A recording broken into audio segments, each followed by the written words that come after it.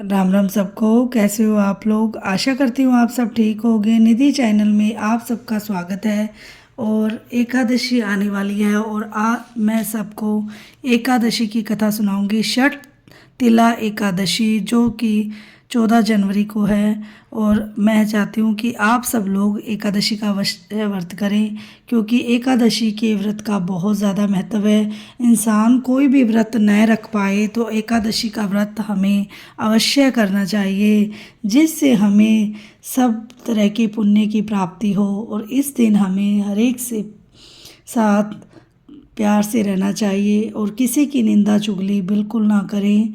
वैसे भी हमें रूटीन में भी नहीं करनी चाहिए, लेकिन कोशिश करें भी एकादशी के दिन हम किसी के साथ व्रत करने का महत्व यही होता है भी किसी के साथ हम बुरा व्यवहार ना करें।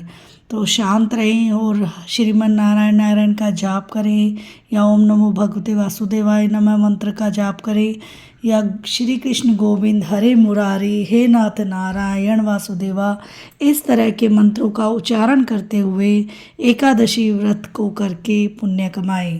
तो एकादशी की कथा मैं आप सबको सुनाने जा रही हूँ और कथा को पूरा सुनें और बिल्कुल भी स्किप ना करें।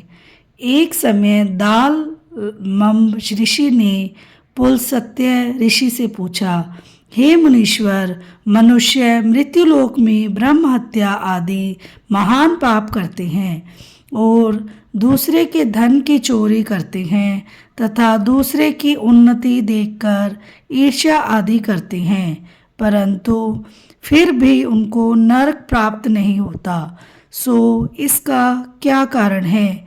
वह न जाने कौन सा अल्प दान या अल्प परिश्रम करते हैं जिनसे उनके पाप नष्ट हो जाते हैं। यह अब आप कृपा कर कर कहिए। इस पर पुलस्त्य महात्मा बोले, हे मुनीश्वर, आपने मुझसे अत्यंत गंभीर प्रश्न पूछा है। इससे संसारी जनों को बहुत लाभ होगा। इसको इंद्र आदि देव भी नहीं जानते, परंतु मैं आपको यह गुप्त भेद अवश्य ही बताता हूँ। माघ मास के आने पर मनुष्य को स्नान आदि से शुद्ध रहना चाहिए और इंद्रियों को वश में करके तथा काम, क्रोध, लोभ, मोह, ईर्ष्या, अभिमान आदि का स्मरण नहीं करना चाहिए। उसको हाथ पैर धोकर पुष्प नक्षत्र में गोबर, कपास, तिल मिलाकर उपले बनाना चाहिए। उनको कंडों से 108 बार हवन करें और यदि उस दिन मूल नक्षत्र हो और द्वादशी हो तो नियम से रहें। स्नान आदि नित्य क्रिया से शुद्ध होकर भगवान का पूजन कीर्तन करना चाहिए।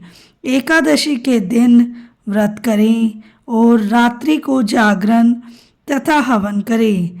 उसके दूसरे दिन धूप दीप नैवेद्य से भगवान की पूजा करें और खिचड़ी का भोग लगाना चाहिए। उस दिन श्री कृष्ण भगवान का पूजन करना चाहिए। उनको पेठा, नारियल, सीताफल या सुपारी सहित अर्घ देना चाहिए और फिर उनकी स्तुति इस प्रकार करनी चाहिए कि हे भगवान, आप अशरणों को शरण देने वाले हैं। आप संसार में डूबे हुए का उद्धार करने वाले हैं। हे पुंडरीकाक्ष, हे कमल नेत्रधारी, हे विश्व भगवान, हे जगत गुरु, आप लक्ष्मी जी सहित मेरे इस तुच्छ अर्घ को स्वीकार कीजिए। इसके पश्चात ब्राह्मण को तिल दान करना चाहिए। इस प्रकार मनुष्य तिल दान करता है तो वह उतने ही सहस्त्र वर्ष स्वर्ग में निवास करता है। तिल स्नान, तिल की उबटन, तिलोदक, तिल का हवन, तिल का भोजन, तिल का दान यह षठ तिला कहलाती है। इससे अनेक प्रकार के पाप दूर हो जाते हैं। एक ही दिन नारद ऋषि बोले, हे भगवान, आपको नमस्कार है। इस षट तिला एकादशी को क्या पुण्य होता है और उनकी क्या कथा है, सो कृपा कर मुझे कहिए। श्री कृष्ण बोले, हे नारद, मैं तुमसे आंखों देखी सत्य घटना कहता हूँ। ध्यान पूर्वक सुनो। प्राचीन समय में मृत्युलोक में एक ब्राह्मणी रहती थी। वह सदैव व्रत किया करती थी। एक समय वह 1 माह तक व्रत करती रही। इससे उसका शरीर अत्यंत दुर्बल हो गया।